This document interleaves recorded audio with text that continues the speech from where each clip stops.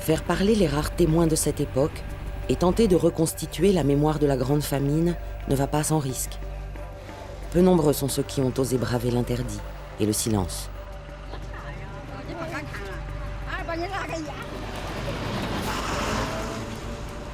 Jo Sun, une jeune historienne de l'université de Hong Kong, s'est sentie investie de cette mission. Durant 4 ans, elle a sillonné les campagnes chinoises pour recueillir les témoignages des survivants de cette terrible tragédie. Dès que je pense à cette époque, j'ai les jambes qui se mettent à trembler et j'éprouve une grande tristesse. Je préfère ne pas y penser parce que dès qu'on en parle, j'ai une douleur. Parmi les personnes interrogées, beaucoup n'ont jamais eu l'occasion de raconter leur histoire. Et certains survivants sont très vieux. Alors, pour Jo Sun, il y a urgence. Pour elle, il ne s'agit pas seulement d'un devoir de mémoire, mais également d'une histoire personnelle, car plusieurs membres de sa famille sont morts de faim pendant le grand bond en avant. Yang Jisheng, journaliste et historien, a publié Pierre tombale en 2008. C'est le premier ouvrage chinois consacré à la Grande Famine. Publié à Hong Kong, il est censuré en Chine continentale. Son propre père est mort de faim durant cette période.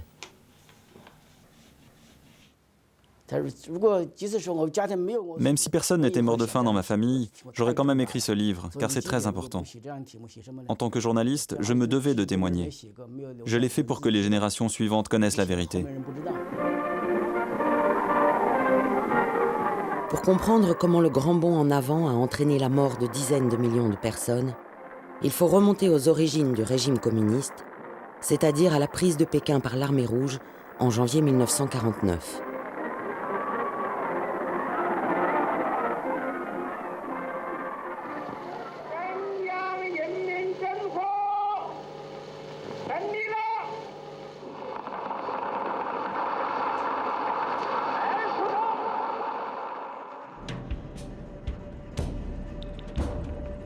Pour Mao, qui veut du passé faire table rase, la tâche est immense. Il lui faut vaincre les traditions, les mentalités, les modes de vie archaïques d'une société ancestrale. Il lui faut aussi juguler les famines endémiques et leur cortège de misère. Les Chinois attendent beaucoup du nouveau régime. Ils ont entendu la promesse des communistes de construire une société plus équitable. Pour réaliser ces projets, Mao se rend à Moscou, afin de demander une aide économique à Staline et consolider l'alliance stratégique avec l'URSS.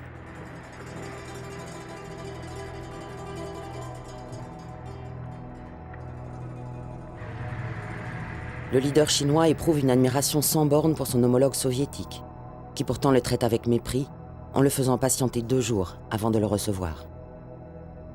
Les 2 pays signent un traité d'amitié.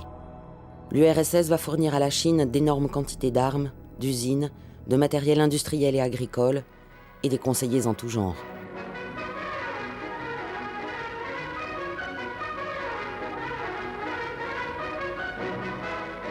Ce traité scelle la dépendance de la Chine, car cette aide est loin d'être gratuite. Non seulement la Chine s'engage à rester dans l'orbite de Moscou et à suivre fidèlement son modèle économique, mais il lui faudra aussi rembourser la lourde dette qu'elle vient de contracter.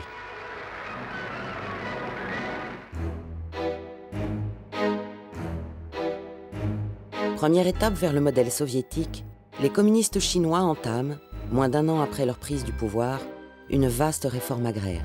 Elle porte sur la moitié des terres cultivées et bénéficie à 300 millions de paysans pauvres.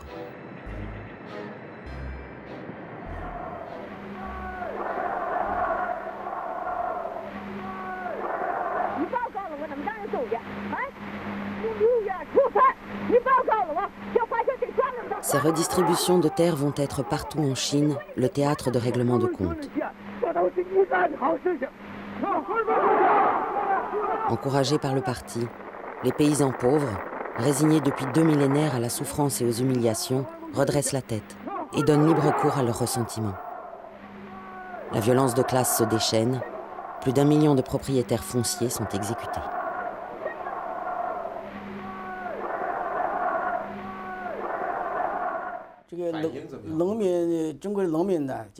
Les paysans chinois ont connu leurs 2 meilleures années entre 1950 et 1952, juste après la redistribution des terres de la réforme agraire. En 1950, ils étaient encore pauvres, mais la vie s'est vite améliorée à partir de 1952. Dans mon pays natal, on cultivait des terres qui nous appartenaient et nous mangions à notre faim.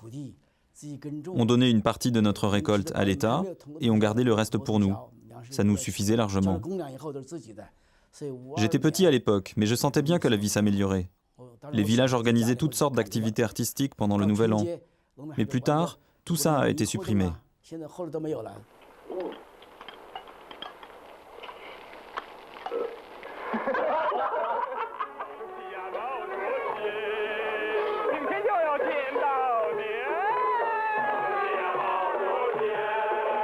Mao, le libérateur de la Chine et des paysans, est vénéré comme un dieu des moissons et adulé comme l'empereur de la nouvelle dynastie rouge.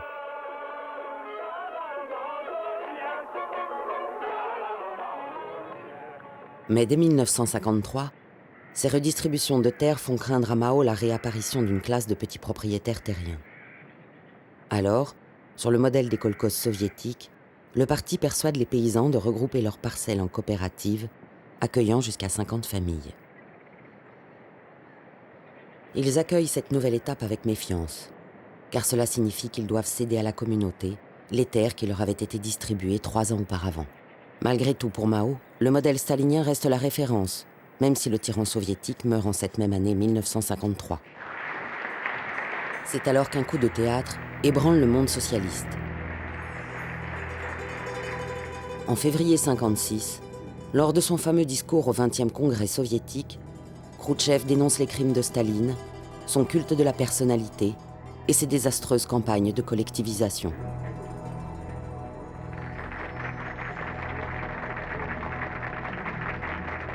Par contre-coup, en Chine, le modèle stalinien prôné par Mao est révoqué.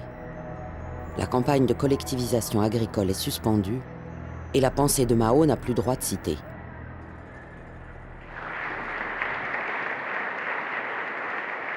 Comme à chaque fois qu'il est mis en minorité par le parti, Mao se retourne vers les masses pour reprendre la main. En bon tacticien, il invite le pays tout entier à s'exprimer librement et à critiquer le pouvoir. Cette campagne, qu'il appelle les 100 fleurs, prend vite une tournure inattendue. Exaltés par cet exercice de démocratie, les intellectuels s'en prennent à la nature même du régime communiste. Pour Mao, qui cherchait à faire sortir les serpents du nid, le stratagème a fonctionné. Il peut alors désigner publiquement comme ennemis de classe tous ceux qui se sont exprimés contre le régime.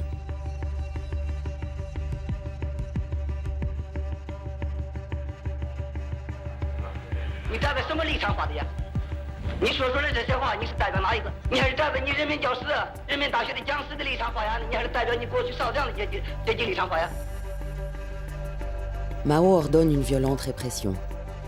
Le moindre mot de travers peut être fatal.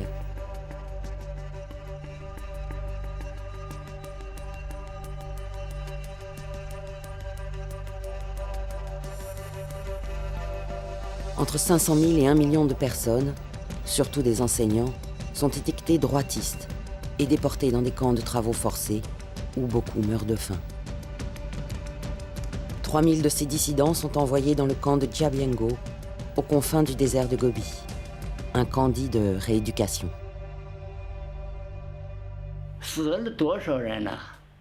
Ah, si vous saviez. Tellement d'entre nous sont morts. En tout, 70% de la population du camp. À l'époque, on dormait par terre à même le sol, dans des trous qu'on nous avait fait creuser. Les morts étaient mis dans des grands camions et on les transportait dans le désert. On les recouvrait d'une mince couche de sable et avec le temps, leur squelette réapparaissait petit à petit à la surface.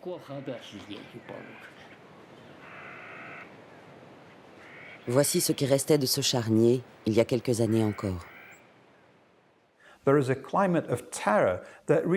Toute la Chine est en proie à un climat de terreur qui s'étend jusqu'au sommet du pouvoir. l'ensemble de la hiérarchie de certaines provinces est remplacé en 1957-1958 par des hommes sans scrupules, prêts à tirer parti de la ligne radicale impulsée par Pékin. La répression contre les droitistes a éliminé tous les opposants et a ouvert la voie vers le grand bond en avant. Le Parti communiste a pu faire ce qu'il voulait, sans rencontrer la moindre résistance, car plus personne n'osait s'exprimer. En muselant ses ennemis, Mao reprend le contrôle total du parti. Il retourne à Moscou en novembre 1957, mais son allié de toujours devient son principal rival. Lorsque Khrouchtchev déclare que l'Union soviétique dépassera la production économique des États-Unis en 15 ans, Mao relève le défi. Il lui répond que la Chine dépassera la production d'acier de la Grande-Bretagne dans les mêmes délais.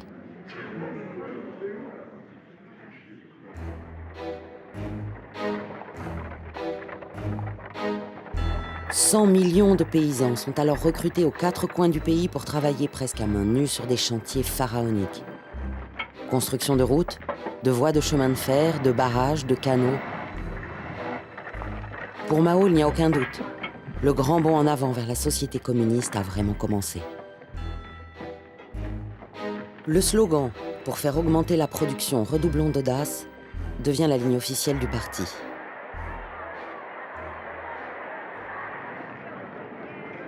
Mao descend symboliquement sur le terrain pour prêter main forte aux paysans. Pour souligner qu'il a rallié le parti derrière lui, il se fait accompagner par Liu Shaoqi, numéro 2 du parti, et par Zhou Enlai, son plus proche compagnon d'armes.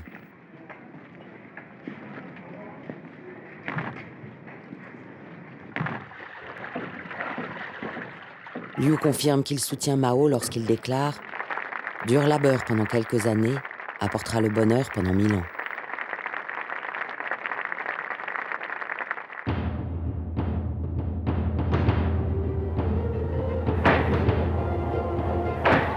Tout est bon pour mobiliser les masses et stimuler l'élan révolutionnaire. Dans une campagne extravagante, Mao désigne un nouvel ennemi, les moineaux, accusés de ravager les moissons. Les Chinois sont appelés à sortir par millions pour empêcher les volatiles de se poser. Résultat, les moineaux meurent d'épuisement et laissent la place à un nouvel ennemi, les insectes. Ils pullulent et dévastent une partie des récoltes. À cette campagne saugrenue succède une nouvelle étape vers la collectivisation radicale.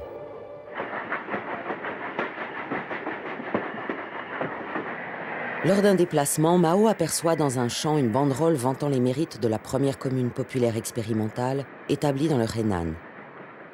Il proclame avec enthousiasme « La commune populaire sera la passerelle qui transportera la Chine vers le paradis socialiste ».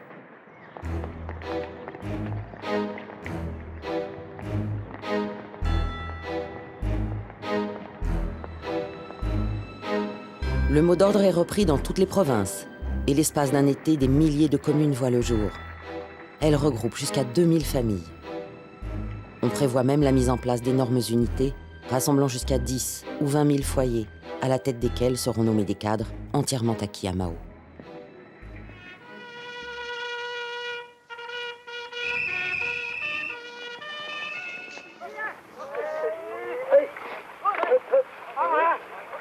La journée de travail commence à l'aube et finit la nuit tombée, rythmée par les musiques à la gloire du grand bond en avant.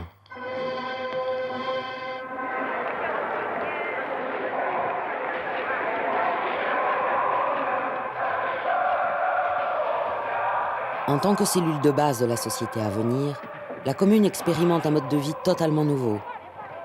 Ici, tout est conçu pour immerger l'individu dans une vie collective orientée vers la production.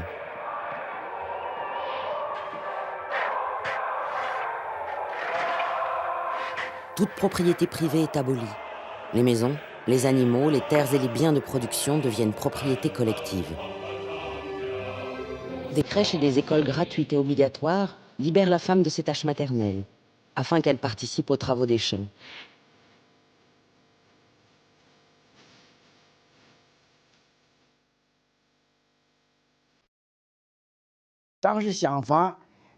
À l'époque, j'étais très jeune.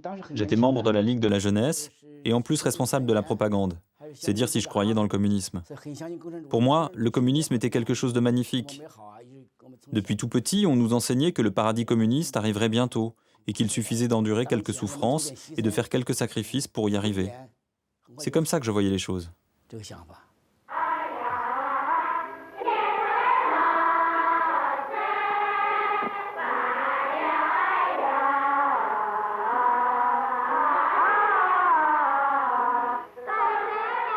La cellule familiale disparaît et les enfants sont astreints aux nouvelles règles de la vie collective. L'individu n'est plus qu'un rouage dans une grande machine.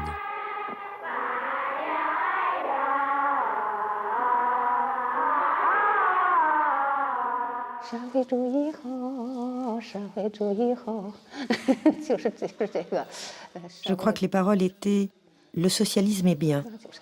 Quelque chose comme ça, mais je ne me souviens plus vraiment. Est-ce que tu chantais d'autres chansons quand tu étais chez toi? On ne chantait qu'à l'école, parce qu'en dehors, la vie était très dure. On ne nous laissait aucun répit. Comment voulais-tu qu'on ait envie de chanter?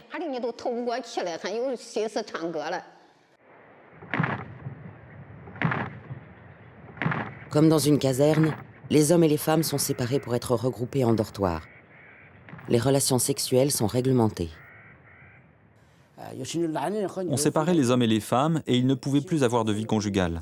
Certains couples allaient dans les champs pour vivre leur vie sexuelle, mais quand ils se faisaient prendre, on les couvrait de honte en public. Pour certaines femmes, c'était insupportable et beaucoup se sont suicidés. Vous avez tout mis en commun et habité tous ensemble? Les affaires de la maison ont été mises en commun la première année. Les meubles ont été saisis pour faire du feu, et tout ce qui pouvait être détruit a été détruit. Les cochons, les moutons, tout a été collectivisé. Même les casseroles ont été saisies, car plus aucune famille n'était autorisée à cuisiner. Plus personne ne faisait la cuisine chez soi. Le but de l'opération est de contraindre les paysans à prendre leur repas dans les cantines collectives de la commune. Dans certaines d'entre elles, on va jusqu'à supprimer l'argent. On met partout en place un système de points de travail. La nourriture est distribuée en fonction du mérite, c'est-à-dire de la capacité de chacun à remplir les objectifs de production. La notion même de salaire disparaît. On devait se présenter obligatoirement tous les jours. S'il n'y avait pas ton nom sur la liste de présence, tu recevais une sanction et tu perdais des points de travail. Ils t'enlevaient des points? Oui, Sans points de travail, tu n'avais plus rien à manger.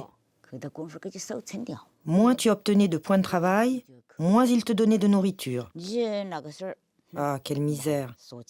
Je peux te dire qu'à l'époque, la vie était impitoyable pour tout le monde. Sauf pour les cadres. Ceux-là, ils vivaient bien.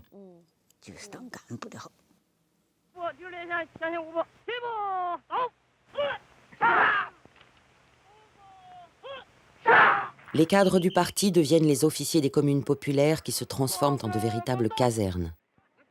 Chaque jour, les paysans suivent un entraînement militaire, car il faut bien mobiliser les masses pour la défense nationale.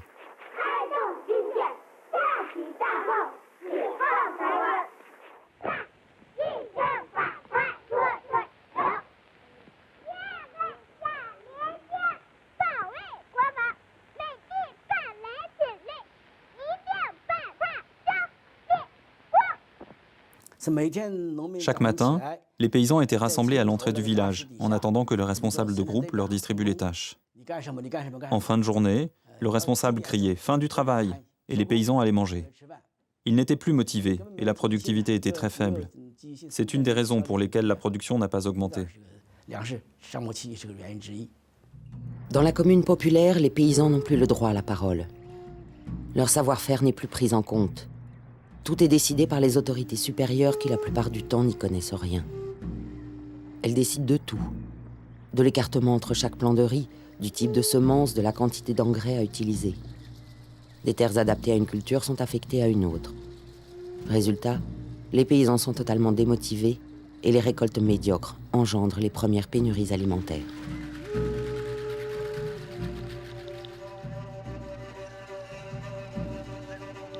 Mais Mao en veut toujours plus. Pour augmenter la production agricole, ils mettent en compétition les communes entre elles. Celles qui affichent les plus abondantes récoltes sont récompensées lors de cérémonies organisées par le parti, alors que les habitants des communes, eux, manquent cruellement de nourriture. On entre dans un monde où réaliser un record de production, qui s'appelle lancer un satellite, va de pair avec l'annonce de chiffres truqués. Les cadres sont pris dans une spirale de surenchère.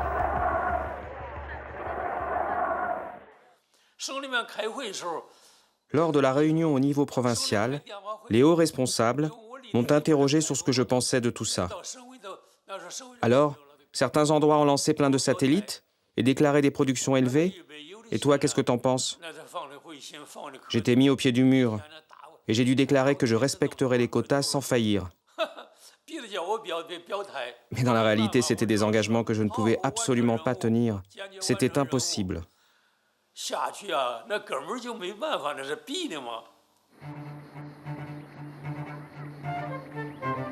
On présente à des conseillers soviétiques un champ de blé dont les épis seraient si extraordinairement serrés qu'ils supporteraient le poids de 6 personnes. La photo fait la une du quotidien du peuple. Tout le monde est dupe.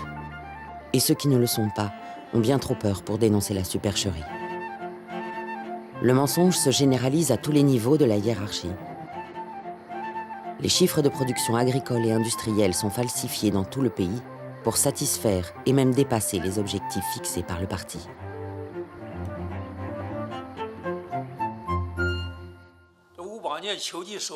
Pendant l'automne 1958, même s'il y avait du blé, on ressentait une pénurie de nourriture. La ville de Danchang, dans la région de Shangqiu, s'est vantée d'avoir fait de bonnes récoltes. Et nous sommes allés jeter un coup d'œil. C'était un endroit réputé fertile.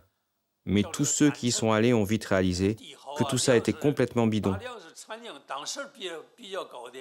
Dans le tas de récoltes qu'ils nous ont montré, les céréales étaient au-dessus, mais en dessous, il n'y avait que du chaume ou de la paille.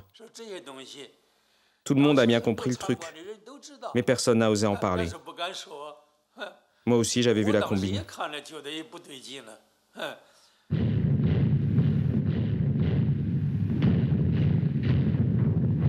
Conséquence de ces exagérations, l'impôt payé en grains par les communes est calculé sur une base erronée. Résultat, dans certaines régions, l'État prélève la quasi-totalité des quantités réellement récoltées. Pour ne rien arranger, la moisson du printemps 1959 est catastrophique.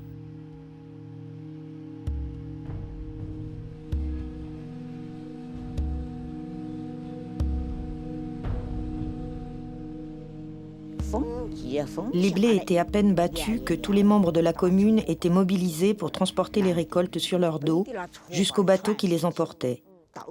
On faisait ça même la nuit en s'éclairant avec des torches. À peine récolté, il fallait transporter le blé ailleurs. Oui, Ils les expédiaient pour payer des dettes? oui. Tu sais quel pays il fallait rembourser? Comment j'aurais pu le savoir? Alors qui t'a dit qu'il fallait payer des dettes? C'était les cadres qui disaient ça. À chaque récolte, Deng Xiaoping disait qu'il fallait rembourser, même si le pays était très pauvre. Ils vous en laissaient un petit peu ou pas? Quelques kilos, bien trop peu pour nous nourrir jusqu'à l'année suivante. Cette fameuse dette est celle que la Chine a contractée auprès de l'URSS pour l'achat de centaines d'usines livrées clé en main.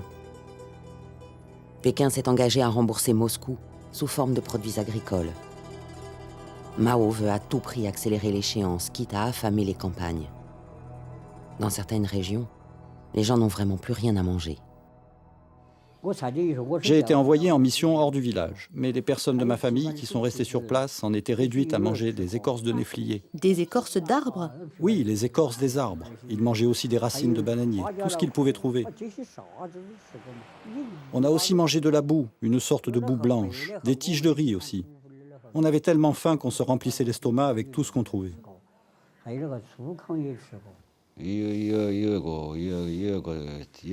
Une fois, j'ai vu un adulte s'écrouler.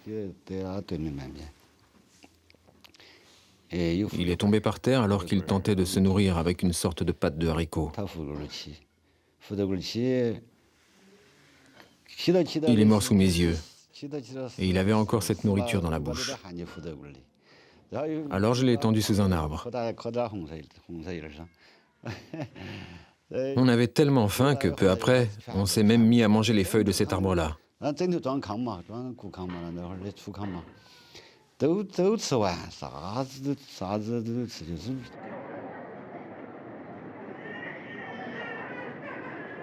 Dans d'autres provinces, la raréfaction des vivres dont la distribution est organisée par les cadres donne à ceux-ci un pouvoir de vie ou de mort sur les habitants de la commune.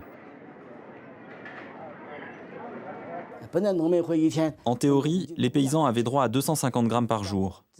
Mais les cadres s'accordaient bien davantage pour eux-mêmes. Ils étaient si corrompus qu'ils s'empiffraient sans scrupule. Ceux qui n'avaient pas de bon rapport avec le responsable de la brigade de production, ou ceux qui n'obéissaient pas à ses ordres, étaient privés de nourriture jusqu'à ce que mort s'en suive.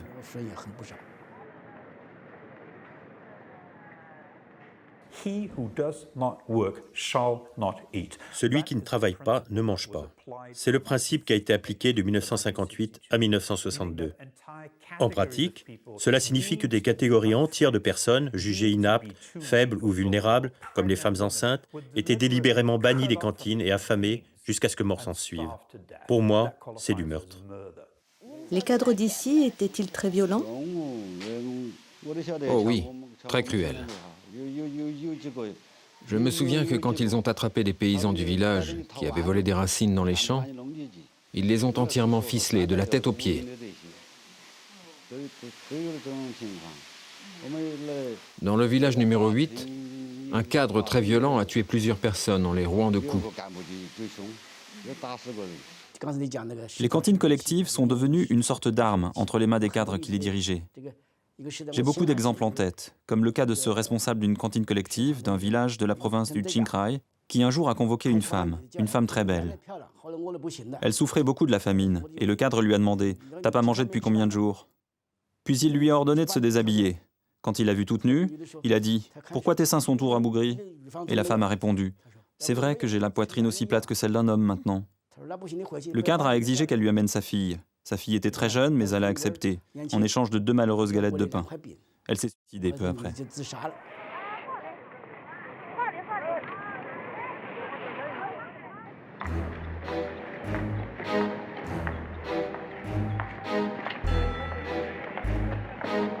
Au printemps 1959, la frénésie maoïste prend une autre forme.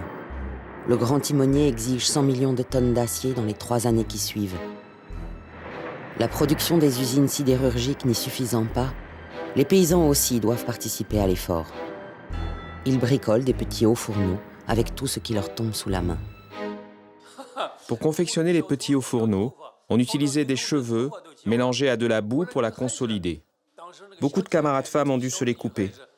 Ma fille cadette, elle aussi a dû se couper les cheveux, la pauvre. Et elle en a pleuré.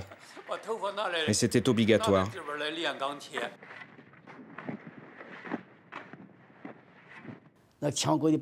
Presque tous les arbres que comptait la Chine ont été abattus pour servir de combustible.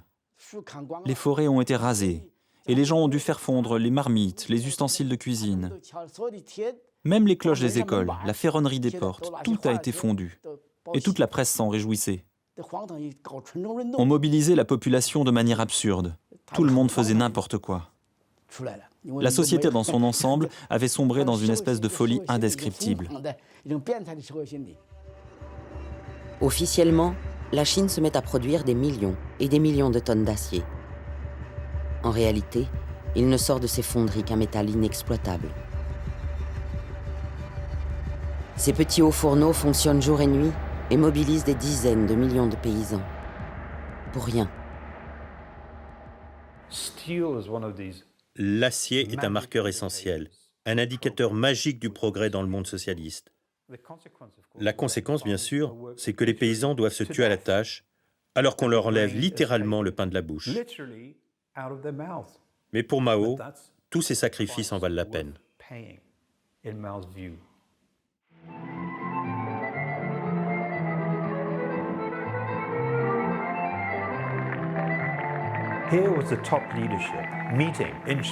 Pendant ce temps-là, à Shanghai, les leaders du pays dînaient, buvaient du vin, acheter des appareils photo bon marché, s'amuser.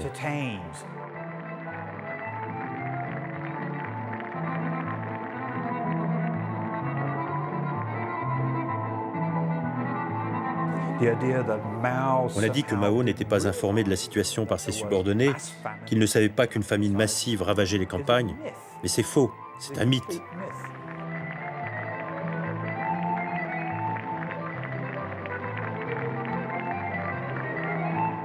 Un document top secret, retrouvé dans les archives, prouve que non seulement Mao était parfaitement au courant de la détresse des paysans, mais qu'il avait même intégré dans sa stratégie de sacrifier les campagnes pour nourrir les villes, les centres industriels et les centres politiques. Il s'agit du compte-rendu des débats d'une session du Politburo datée du 25 mars 1959. Mao y déclare « Quand il y a la famine, tout le monde peut mourir. C'est pourquoi il vaut mieux laisser une moitié de la population mourir afin que l'autre puisse manger à sa faim. »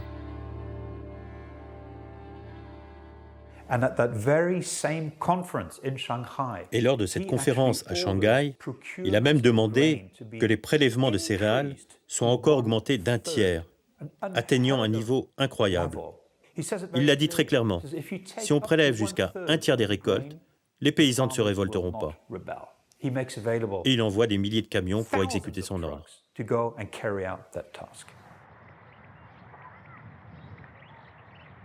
En juillet 1959, Mao réunit les dirigeants du parti à Lushan, loin de Pékin. L'objectif initial de cette conférence est justement de corriger les travers de plus en plus apparents du grand bond en avant. Le célèbre maréchal Peng Deruai est le seul à oser s'exprimer dans une lettre ouverte à Mao. Fils de paysan, il est bouleversé par les ravages en vie humaine provoqués par la politique de Mao. Il l'implore. « S'il te plaît, pense au peuple. » Mao ne tolère pas l'affront. Il le contraint à démissionner de son poste de ministre de la Défense. Cet épisode marque une tragique réalité. Plus personne n'osera défier Mao qui s'obstine. Les années qui suivent seront abominables.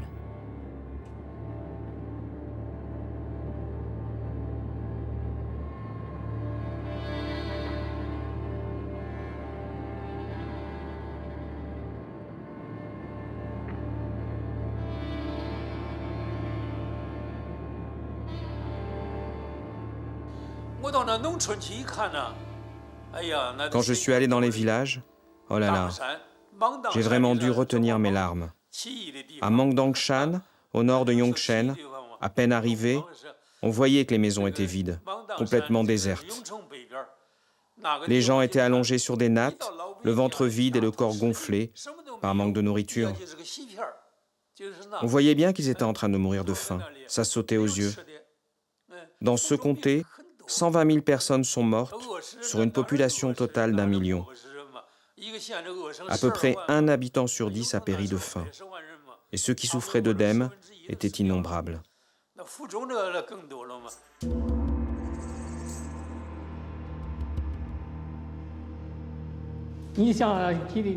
Tu imagines ce que c'est de mourir de faim? De passer ses journées sans rien à manger? On devenait très maigre et en maigrissant, à un moment donné, on avait des gonflements. On était tellement gonflés que ça faisait peur. On avait des bleus partout sur le corps et dans ces cas-là, il ne faut pas manger de sel. Pourtant, beaucoup volaient du sel pour le manger en cachette. Tu étais présente quand tes grands-parents sont morts? Oui, De quoi sont-ils morts? ils sont morts de faim, de constipation après avoir mangé de la boue pour calmer leur faim. Mon grand-père, on n'avait même pas de cercueil pour l'enterrer. Alors on l'a enseveli à même la terre.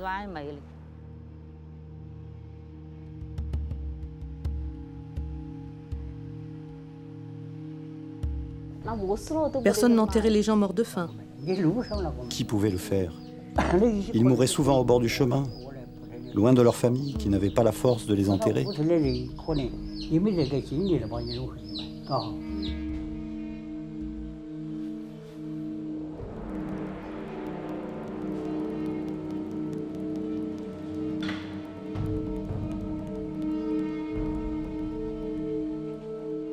Je longeais le fleuve quand j'ai marché par inadvertance sur le ventre d'un cadavre. J'ai aussitôt lâché le chariot que je tirais pour m'enfuir. Un peu plus loin, je tombe à nouveau sur un cadavre. Cette fois, celui d'un enfant. Ça m'a fait une de ces peurs.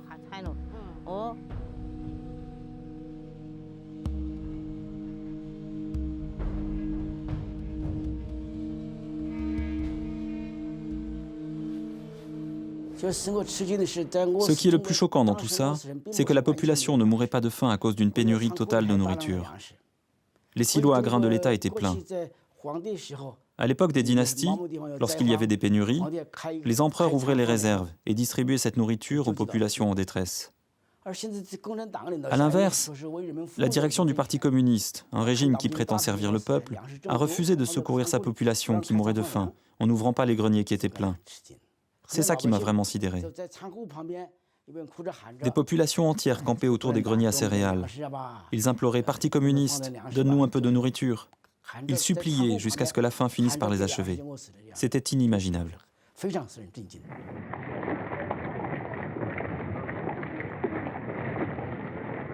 Les régions où sévit la famine sont bouclées. La circulation des personnes et des informations est interdite. Mais nombreux sont ceux qui cherchent à fuir. Les rares qui peuvent se déplacer constatent que le dénuement est généralisé.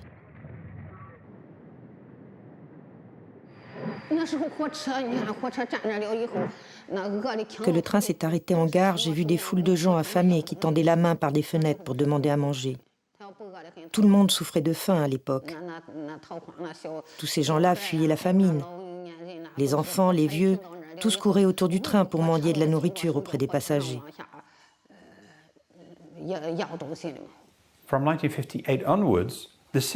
À partir de 1958, les villes sont pour ainsi dire protégées des campagnes. Les paysans ne peuvent pas se déplacer librement. Un paysan qui veut amener une vache au marché aura besoin d'un permis délivré par un cadre du parti. Les gens qui tentent de fuir les campagnes sont renvoyés chez eux.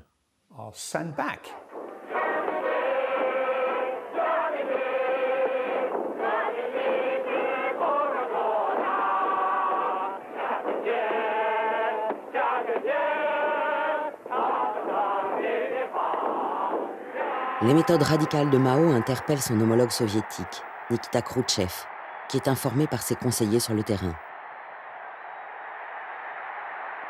À l'occasion des grandioses cérémonies du 10e anniversaire de la Révolution chinoise, il prend Mao à part et l'adjure en vain de ne pas répéter les excès de la collectivisation stalinienne. Khrouchtchev confiera plus tard « Mao se croyait un envoyé de Dieu, chargé de la tâche divine de construire le socialisme avant l'Union soviétique. » Mao ignore la mise en garde de Khrouchtchev. Il ordonne, non seulement de poursuivre, mais d'augmenter les chiffres de production nécessaires, selon lui, au succès du grand bond en avant. 9 mois plus tard, Khrouchtchev suspend les accords de coopération avec la Chine et rapatrie 15 000 conseillers. C'est le début de la rupture entre les deux pays. Liu Shaoqi, élu président de la République en avril 1959, cherche à modérer Mao, qui préside toujours le parti. Il faudra attendre encore 1 an pour que Liu Shaoqi ordonne des enquêtes de terrain sur la réalité de la famine. Je suis parti enquêter à Yongchang, qui est le plus grand comté de la zone de Shangqiu, parce que je voulais vraiment savoir ce qu'il s'y passait. Yongchang n'était pas sous ma juridiction, mais sous celle de Shangqiu. Quand son chef a su que je venais enquêter, il m'a raconté des mensonges. Il a donné l'ordre à tous les gens que je voyais de répéter la même chose sur le bilan des morts de faim. Selon lui, en tout et pour tout, 90 000 personnes étaient mortes de manière non naturelle. En réalité, 120 000 personnes étaient déjà mortes, comme on disait à l'époque, de manière non naturelle, parce qu'il ne fallait pas dire qu'ils étaient morts de faim. Il a donné la consigne à chaque district de déclarer un certain nombre de morts, de manière à ce que le total ne dépasse jamais 90 000. Tout ça pour me cacher la vérité. 3 hauts fonctionnaires ont lancé des enquêtes officielles. Ils sont arrivés à un résultat de plusieurs dizaines de millions de morts de faim. Ils ont aussitôt rédigé un rapport à l'attention de Mao et Zhou Enlai. Mais Zhou Enlai leur a immédiatement ordonné de le détruire et de ne pas en parler. Quelques jours plus tard, Zhou les a même appelés pour s'assurer que ce rapport avait bien été brûlé.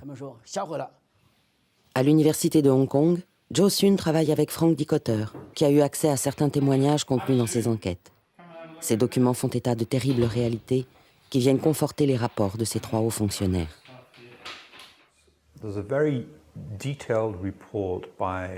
J'ai eu connaissance d'un rapport très détaillé, rédigé par un militaire de haut rang. Ce militaire raconte qu'il rentre chez lui, dans le Hunan, et sur le chemin de son village, il se rend compte que les tombes des paysans dans les champs ont été ouvertes. Les dépouilles ont disparu, et il se demande par quel mystère une telle chose a pu se produire. À travers la pluie qui tombe, il aperçoit la maison du secrétaire du parti. De la fumée s'échappe de la cheminée. Il s'approche de la maison. Il pousse la porte et découvre 4 grandes marmites dans lesquelles des morceaux de corps humain sont en train de bouillir.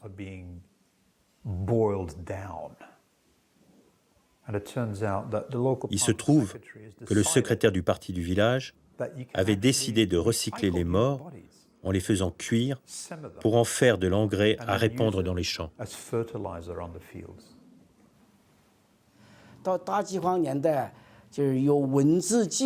Pendant la Grande Famine, des milliers de cas de cannibalisme ont été répertoriés dans les rapports officiels.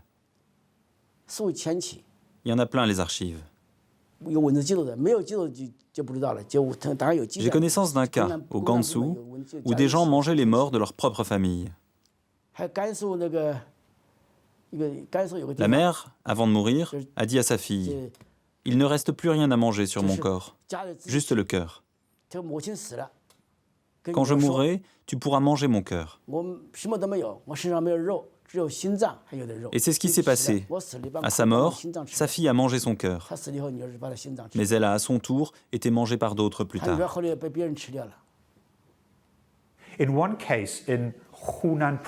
Il y a dans la province du Hunan un cas très bien documenté par une équipe d'inspection envoyée dans cette zone rurale. Ils ont découvert qu'un père avait été forcé d'enterrer vivant son propre enfant parce qu'il avait volé de la nourriture. Ce père est mort de chagrin 3 semaines plus tard.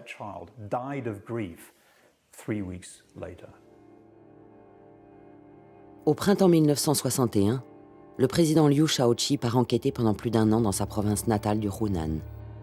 Il constate que des amis et des membres de sa famille sont morts de faim sans qu'il n'en ait rien su, car les cadres locaux lui ont caché la vérité. Il est bouleversé.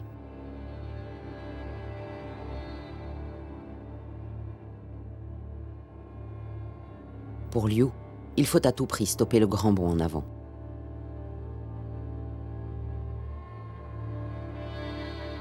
Mais ce n'est qu'en janvier 1962 que le parti réunit 7000 cadres venus de tout le pays pour mettre un point final à la folle entreprise du grand bond en avant. Liu Shaoqi déclare que le parti est très largement responsable de la famine. Il contredit en cela Mao, qui depuis le début évalue les aspects néfastes de la politique du parti à seulement 10% des causes de la famine.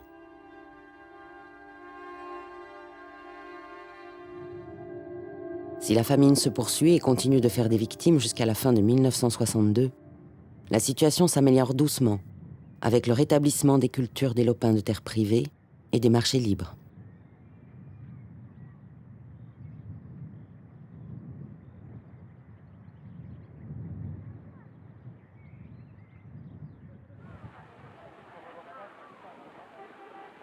La collectivisation radicale des campagnes et ses quotas insensés de production agricole, ainsi que la production d'acier des petits hauts fourneaux, sont stoppés. C'est la fin du grand bond en avant.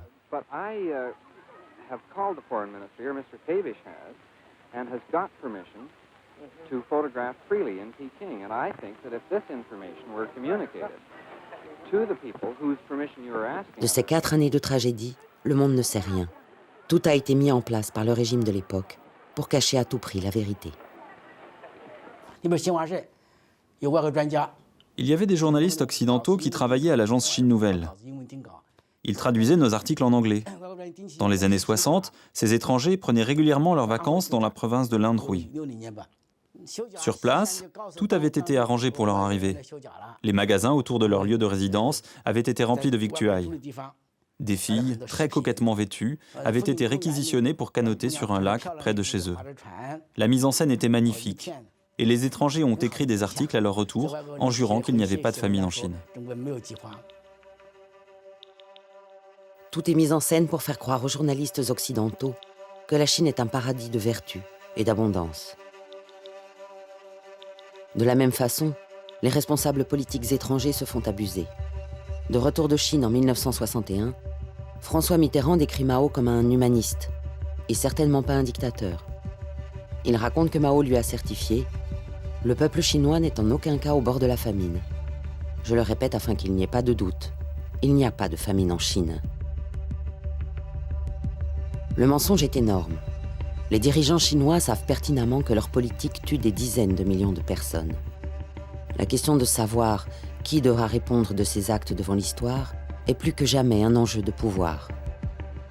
Liu Shaoqi a été convoqué par Mao au bord de sa piscine. Et là, Liu a commis une grosse erreur en disant à Mao « Tu es aussi responsable de la famine et du cannibalisme que moi, et tout ça sera consigné dans les livres d'histoire. L'histoire nous jugera. » Je pense que c'est à cet instant précis que Mao a compris que cet homme était son pire ennemi et qu'il fallait s'en débarrasser.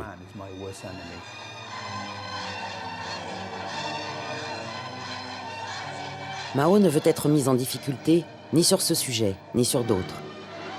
Alors, pour reprendre une nouvelle fois le pouvoir, il lance la jeunesse chinoise dans le mouvement de la révolution culturelle contre les bureaucrates du parti.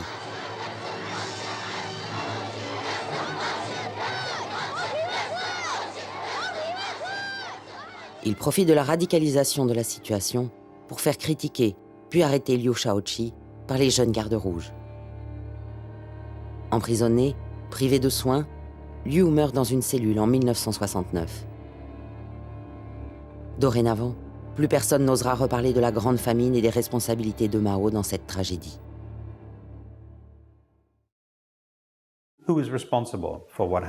Qui est responsable? Il y a une réponse simple et une réponse très compliquée. La réponse simple est que Mao, le président Mao, est responsable. C'était son projet, il en était l'initiateur, et c'est lui qui y a mis fin. Il est responsable d'un bout à l'autre. Mao est l'un des plus grands criminels de masse du XXe siècle. La réponse devient plus compliquée quand on se demande comment un seul homme a pu perpétrer tant de méfaits. Il me semble que ce sont à la fois l'homme et le système qui sont responsables de tout ça. Ce sont tous les membres du Parti communiste chinois de l'époque qui sont collectivement responsables. Pourquoi, 50 ans après la Grande Famine, les autorités refusent-elles toujours d'en reconnaître la réalité, d'en débattre et d'en tirer des leçons? Je pense que leur attitude est stupide. Le pouvoir est persuadé que ça pourrait porter atteinte à la légitimité du régime communiste et menacer sa direction. À mon avis, leurs craintes sont sans fondement. Vous savez pourquoi j'ai voulu écrire mon livre Pierre Tombale? Je suis moi-même membre du Parti communiste. Si j'ai écrit ce livre, c'est tout d'abord pour alléger les épaules du Parti communiste, qui continue de porter l'énorme fardeau de cette histoire. Forcément, un jour, il devra se libérer de ce poids, et le plus tôt serait le mieux. Je suis convaincu qu'une nation qui n'est pas capable de se confronter réellement à sa propre histoire n'a pas d'avenir. Lorsque Mao meurt en septembre 1976, il laisse derrière lui un pays déchiré. La nation rend hommage au grand timonier lors de grandioses funérailles. Mais dans cette foule recueillie, nombreux sont ceux qui pensent sans doute aux proches disparus lors de la Grande Famine. Aujourd'hui, le bilan chiffré des victimes divise encore les historiens. Yang Shisheng estime que les 4 années de la Grande Famine ont tué au moins 36 millions de personnes. Frank Dikötter évalue le nombre de morts à au moins 45 millions. D'autres historiens chinois avancent le chiffre de 55 millions, soit pratiquement le bilan global des victimes de la Seconde Guerre mondiale.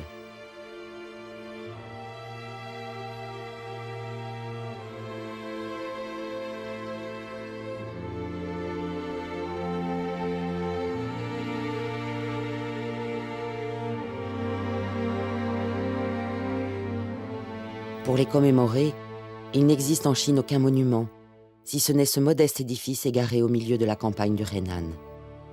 Il a été érigé il y a quelques années par un paysan qui a bravé le silence que le pouvoir communiste fait toujours peser sur cet indicible holocauste.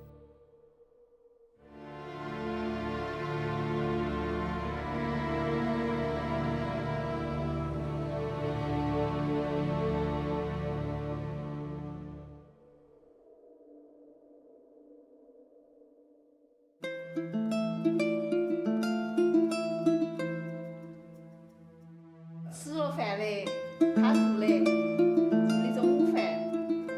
没来工作做。